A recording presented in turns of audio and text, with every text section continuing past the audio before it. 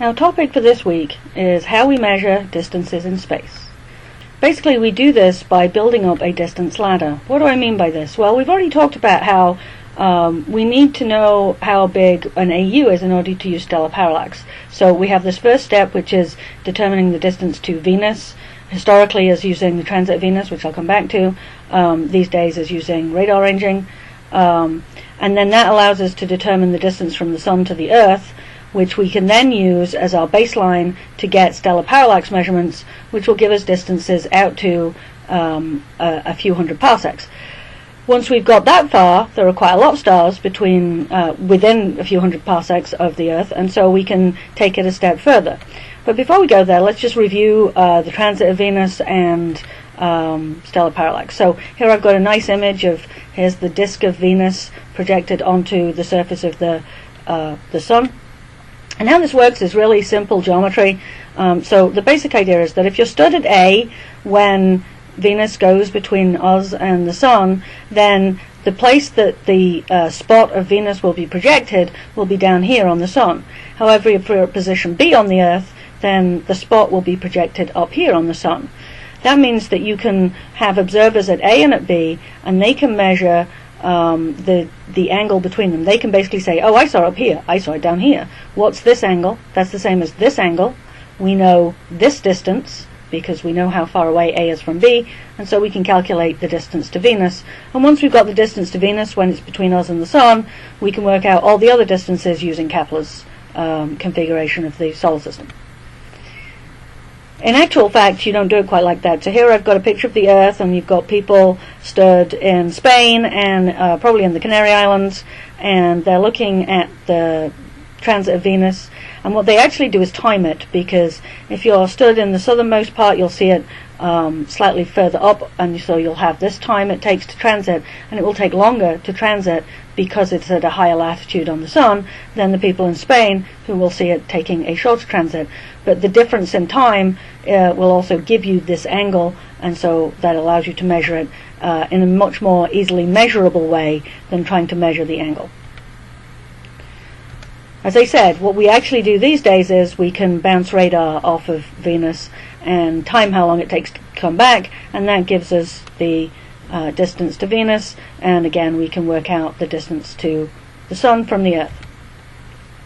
Once we've got that, we know that the Earth now is here, it's 1 AU from the Sun, and as the Earth goes around, close by star is going to appear to move. This is stellar parallax. So if you're here, you're looking at this close by star, and it will appear in this position relative to the background stars.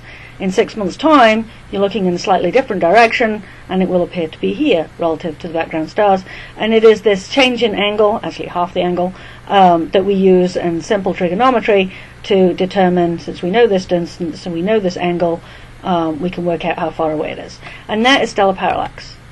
But now that we've got that, we can build on it. So we can measure the distances of things, of all these stars, out to a few hundred parsecs, and then we can use that to calibrate other measures, which include main sequence fitting, Cepheid variables, white dwarf supernovae, and this is a measure of galaxies, and Hubble's law. And we're going to work through those step by step. So let's start by reviewing the HR diagram. So here I've got the Hertzsprung-Russell diagram. Temperature is increasing to the left, and luminosity is increasing upwards, and they're both in log scale.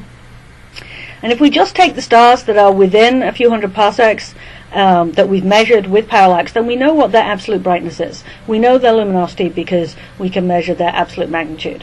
And we know what color they are from their spectrum. And so we can plot them on here, and we find that most stars fall in this zone here. There'll be the most down here, decreasing in amount as we go up here. There'll be even less here in the giant region, even less in the supergiant region, and then there'll be the white dwarfs down here. And so this is where all of these stars will be. Okay, so now let's consider star clusters. What is a star cluster? Well, this is something where you have a big group of stars that are gravitationally bound to each other. So they're moving around a mutual center of gravity, let's put it that way. And we have two different types. We have open clusters like the Pleiades, and we have globular clusters like Omega Cen. You can see this one has many more members, is quite dense, probably has somewhere around 100,000 members, whereas this one has maybe 1,000 members. But there's a lot of stars involved. And the only way you can make this happen is they have to be born at the same time. It's very hard for stars to be captured by a cluster, and so you've got to have them born from the same big cloud collapsing so that they have this mutual gravitational attraction. How do we know that they're gravitationally bound? Well, that's a good question. Basically, we can look at their motion. So just like we can determine whether a comet is going to exit the solar system or come back around by looking at its motion, you can do the same thing with stars. You can say, oh yeah, this one is moving in a way that is consistent with being in this cluster. And so they should be moving around some sort of center of gravity, but then we have to think about how do we measure the stellar motion. We've already talked about this a little bit. So you've got two components of it. You've got the real motion is this red line. You've got the transverse motion is measured by its proper motion. That's basically how these things appear to move in real time. That is, in actual, we'll watch it over a few years, has it moved relative to the background stars. And then we also have the Doppler effect to give us the radial direction, and then we can determine how the stars are moving. So we can make sure that the stars we're looking at really are part of a cluster. And so let's start with the open cluster. So let's say we've got the Pleiades here, and we're going to plot all the stars on a HR diagram. So we can take a spectrum of each of the stars so we know what temperature it is. We can measure its luminosity because we know the distance, and so we can plot them. And these ones are nearly all on the main sequence. You can see the top of the main sequence is a little bit off, and I'll come back to that in a minute. But basically you've got them all on the main sequence. You don't have any of the giants or supergiants or white dwarfs. Now let's look at Omega Cen, this globular cluster. It is very compact, very tightly bound, lots and lots of stars in it. And again, we can measure the temperature from the spectrum, we can measure the brightness because we know the distance. And when we plot these, what we see is that we only have about half the main sequence. We don't have the top half, we only have the bottom half. But we also have a whole bunch of red giants. And so this tells us something about stellar evolution, which we'll come back to next week. But this really is something that we can use to classify this, and you'll see how this allows us to then determine distances. Now, one of the things that's really interesting here is how different they look.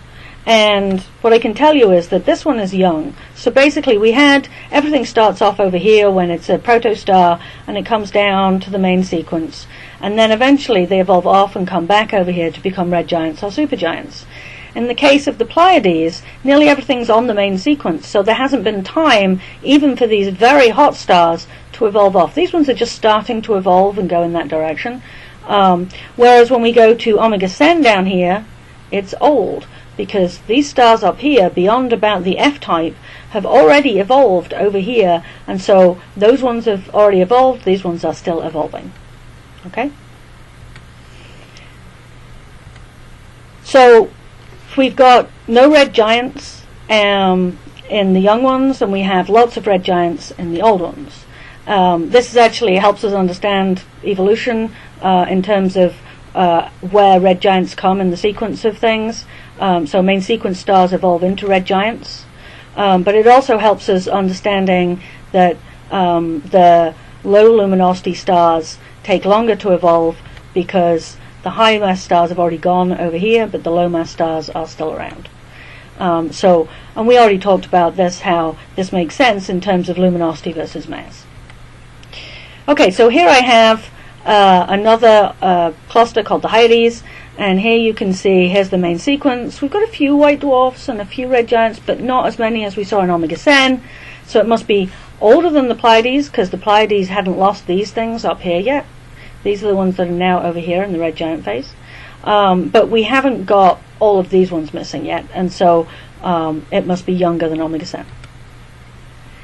Here we have H and Kuiper, and this one's a bit of a trick, because you can see that this is basically a main sequence, but this seems to have the high end still in, and we haven't even got the lowest ones. The M dwarfs are not there yet. And in fact, these that look like red giants are actually the proto-objects. They haven't even evolved onto the red giant phase yet. The main sequence phase yet. So what we get as an evolution of objects is we have this zero-age main sequence. So basically, we talked about this in class, that the highest mass stars get onto the main sequence first, and the lowest mass stars take their time getting there. And so what we have is that as the lower end of the main sequence is just getting populated, as these things are finally becoming fully fledged stars, we're already losing the highest mass stars. They've already gone. So these highest mass stars that are the highest luminosity and they're blue are already becoming not main sequence stars anymore after 10 million years. And after 100 million years, you've lost quite a few up there.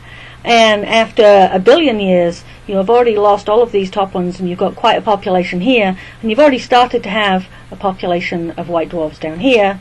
And then finally, after 10 billion years, and this is more or less when the sun would evolve, so this is where the sun would be, it's about to become a red giant.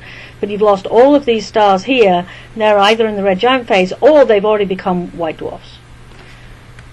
And so we have this evolution that we can see. But you can see that even a fairly old one still has a main sequence. So you have this young object here where you've got the top end of the main sequence filled in, the bottom end is not yet filled in. And then here you've still got the bottom end filled in. So you always have some main sequence. Why is that important? Well, here you can see this is plotting a whole bunch of clusters. And there are a lot of clusters that we can use for this that are within a few hundred parsecs of the sun to allow us to do this, and we can use other measures which we'll come on to. And this is showing you that where the turnoff should be. So if you've got, if you're younger than 10 million years, then you'd still have the top end of the main sequence. If you're 100 million years old, then you'll have lost everything down to here, and then you'll get this turnoff and you'll start populating up here. If you're 1 billion years old, then you'll come down to here, and then you'll have these turnoffs. So you can see that these Coma, Hyades, Chrysepi, they are all having turnoffs right around here, so a little more than 1 billion years old. And here we have this one that is M67 is even older. And then when the sun gets to here, that's when it would be 10 billion years old. So remember, massive stars evolve more quickly, and the hot and luminous stars disappear first, but you always have some main sequence. How does this help us tell distances? Well, here I want you to consider, I've got a cluster. I know that the objects are related because their motions, even if I don't know their exact distance, their motions relative to each other are consistent with them being gravitationally bound. And I plot this particular cluster. So I have a main sequence, and I have a few red giants. This is not quite right, but you get the idea. And now I just plot them. I know what my x-axis is because you don't need to know the distance to get the temperature. Remember, that's just from the spectrum. But I don't know the absolute brightness. But they're all at the same distance. So there's a small difference between the front side and the back side of a cluster, but that's like saying that, you know, the car at the end of the street is, you know, the front of it is at a different distance from the back of it. Well, yes, it is, but on average it's all at the same distance. And so we can say they're all at the same distance, so their brightness is really, you know, the apparent magnitude allows us to plot this HR diagram. And then we can compare it to one that is calibrated. And you can see here, it's offset. So what we've got to do is to say, okay, well, I know what these are in apparent brightness. How much do I have to move this by to get it to line up? And once I get it to line up like this, I can say, okay, I now know how bright these objects should be, because they should be this bright. And so I can now say that they should be this bright. This is their absolute magnitude. I know what their apparent magnitude is, and so I can work out their distance. And so this allows you to use clusters to do all sorts of interesting stellar astrophysics. And we call this method a standard candle. It's basically, if we have a way of telling how bright something is by some measure other than its light, other than how bright its light really is, then it's called a standard candle. So you can basically say that, you know, all stars that have the same spectrum of as the sun and have the same size as the sun must be like the sun, and therefore you can work out how bright they should be. They should be one solar luminosity. But it's hard to do it for one object, and so you take a cluster of them, and then you can be sure that even if you get some small deviations, you actually get the true brightness worked out.